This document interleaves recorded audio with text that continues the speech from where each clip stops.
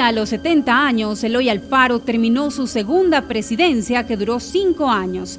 Era el 12 de agosto de 1911, 6 meses antes de su muerte. El ferrocarril era ya una realidad. Además, una gran obra pública en educación y de infraestructura para el país. El Colegio Militar de Quito, el Colegio Mejía. Es difícil creer las bajas pasiones de la política que lo llevarían a su brutal muerte. A decir del investigador Clever Antonio Bravo, Alfaro alcanzó grandes logros. Primero, fundar el ejército. Segundo, separar a la Iglesia del Estado. Y tercero, fomentar la educación laica. También dejó aprobada la Constitución política de la época, donde se institucionalizó el laicismo y la libertad de cultos. Para muchos, esta Carta Magna exacerbó los ánimos de los conservadores y religiosos, quienes veían al laicismo como el símbolo de la herejía. La Constitución de 1906, por la cual Alfaro hizo la Revolución Liberal, fue dura contra la Iglesia, porque le quitó los beneficios de la enseñanza. Apenas dejó el poder Alfaro, los conservadores y los liberales burgueses, no tan radicales al mando de Leonidas Plaza Gutiérrez, buscaban el poder político. Se habían convertido en los principales opositores de la idea liberal. Hubo cruentos enfrentamientos. El periodista e historiador Simón Espinosa tiene apuntes sobre el tema. Esos combates fueron muy sangrientos. Las tropas del gobierno murieron 1000 personas, es decir, 1 de cada 3 soldados del gobierno. Para evitar más derramamiento de sangre, el general Alfaro ya no opuso resistencia. También estaba agobiado por los años y harto de saber que la magna obra del ferrocarril era tan grande como el odio de sus opositores. Había comenzado el año de 1912 y el viejo luchador fue apresado junto con la plana mayor del liberalismo radical, Medardo Alfaro, Flavio Alfaro, Ulpiano Páez, Manuel Serrano, Belisario Torres, todos capturados y llevados irónicamente en el ferrocarril que construyó Eloy Alfaro. Este funcionario de los ferrocarriles, testigo de lo que ocurrió en la época, habló hace 20 años del terrible trato que recibieron los liberales. El tren expreso de los 6 presos políticos: General Alfaro, Flavio Alfaro, Medardo Alfaro, Manuel Serrano, Ulpiano Páez y Luciano Corral. Los 6 presos políticos. Y ellos en un vagón encerrados como que fueran criminales. El 28 de enero de 1912, los prisioneros fueron conducidos hasta una celda del penal García Moreno. Afuera, hacían guardia los batallones Quito y 82.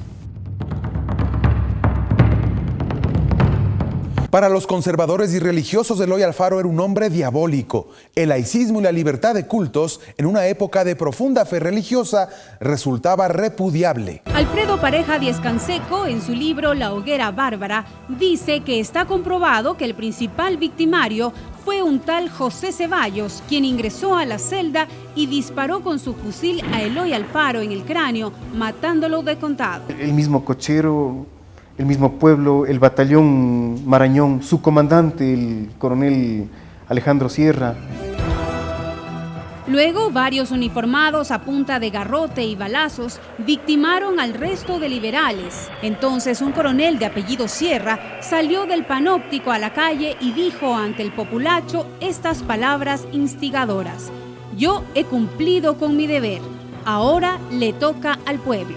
La iglesia, las prostitutas que lo arrastraron, los ladrones que lo arrastraron, llegaron hasta el ejido. El historiador Roberto Andrade asegura que otro sujeto de apellido Pesantes llamó al pueblo y abrió las puertas, entregando los cadáveres y ordenó que los arrastren y quemen. Los cuerpos inertes recorrieron desde el penal hasta el ejido, arrastrados y pateados por la plebe enardecida. Mientras lo quemaban, las bandas de los cuarteles de Quito sonaban su música, hacían sonar su música como una especie de celebración. Se dice que los órganos de los liberales eran cercenados en las calles y lanzados a los curiosos como señal de victoria. No saciada la sed de venganza, a la altura de la pila del Parque del Ejido, fueron incinerados los cuerpos de los mártires de la Revolución Liberal. Uno de ellos los sacó el hueso occipital de la cabeza y tomó chicha con eso, con el mismo hueso de Alfaro. Su barba y sus testículos eran exhibidos en las bayonetas como un gran trofeo. Hasta la fecha, ningún relato histórico coincide con el verdadero trayecto de los cuerpos de los liberales entre el Penal García Moreno y el Parque del Ejido. Se estima que el incidente demoró algo más de 3 horas. Les mostraremos los informes fiscales sobre el terrible suceso. ¿Quién investigó la causa? ¿A quiénes se acusó? Para el historiador Ramiro Andrade, el autor intelectual del crimen fue Leonidas Plaza Gutiérrez, de los liberales radicales. Sin embargo, Enrique Ayala Mora asegura que no hay elementos suficientes para acusar a Plaza, pero es innegable que fueron los placistas junto a los conservadores y el clero quienes asusaron la tragedia.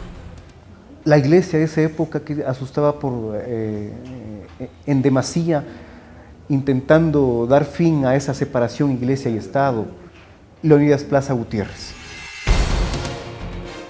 Pareja Díez Canseco sostiene que entre los autores intelectuales del crimen se destacaron la prensa conservadora y los liberales no radicales, como dijimos, al mando de Leonidas Plaza Gutiérrez, y que detentaban el poder con el encargado del gobierno Carlos Freire Saldumbide, el ministro de gobierno Octavio Díaz y el ministro de guerra Juan Navarro. Alfaro le mató la traición.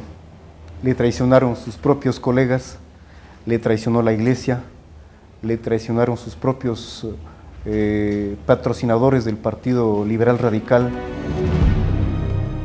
Pío Jaramillo Alvarado, fiscal de la causa, en su investigación señaló que efectivamente José Ceballos fue el asesino de Alfaro, con esta bala que permanece en el Museo del Colegio Militar Eloy Alfaro y que fue extraída del cuerpo sin vida de Alfaro. En el mismo informe se afirma que el asesino, Ceballos, unos minutos antes, había estado en el despacho del ministro de Gobierno Octavio Díaz. Acusó también al régimen encargado de Freire, como dijimos, de los liberales no tan radicales. Él fue arrastrado por cumplir una misión. Y es paradójico ver en nuestro país de que una persona que cumple una misión en favor de la historia sea asesinada de esa forma. Los hechos ocurridos aquel fatídico 28 de enero de 1912 fueron planificados y al mismo tiempo improvisados, nos dice el investigador Clever Bravo, pues hubo autores intelectuales y materiales. Y los autores materiales, lógicamente, obedecieron a la ira, al alcoholismo del momento y también a la reacción. El periodista Simón Espinosa recuerda que oficialmente no se identificaron a los culpables de este crimen. Que no solamente eran pues gente del populacho, turba enloquecida, sino también enemigos, ¿no?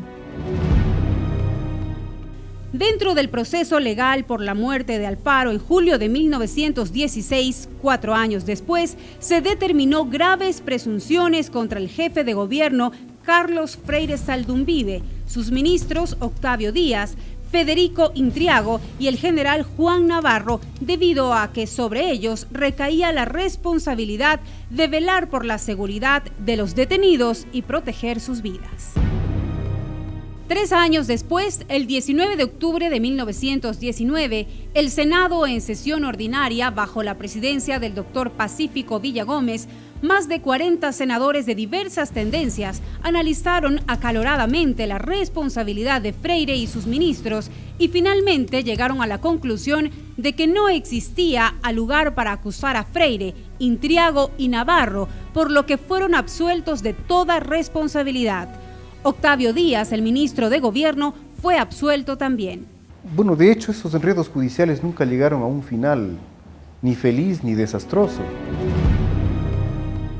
Más bien, el 23 de octubre de 1918, el Senado envió al ministro de Justicia un proyecto de indulto a la muchedumbre que tomó parte de los sucesos del 28 de enero, sin que se conozca en qué culminó este trámite. La familia del general también buscó justicia pero nada pudo hacer. Su hijo, el coronel Olmedo Alfaro, él persiguió hasta cuando ya se sintió cansado y fueron a Panamá a sentar raíces junto con sus otros hermanos.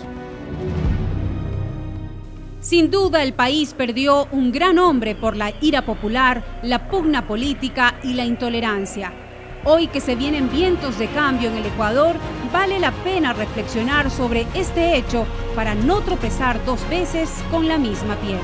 Eso lo convirtió en un triunfador, no solamente por llegar a ser presidente, sino por hacer lo que ningún presidente lo hizo en forma completa, construir un nuevo país.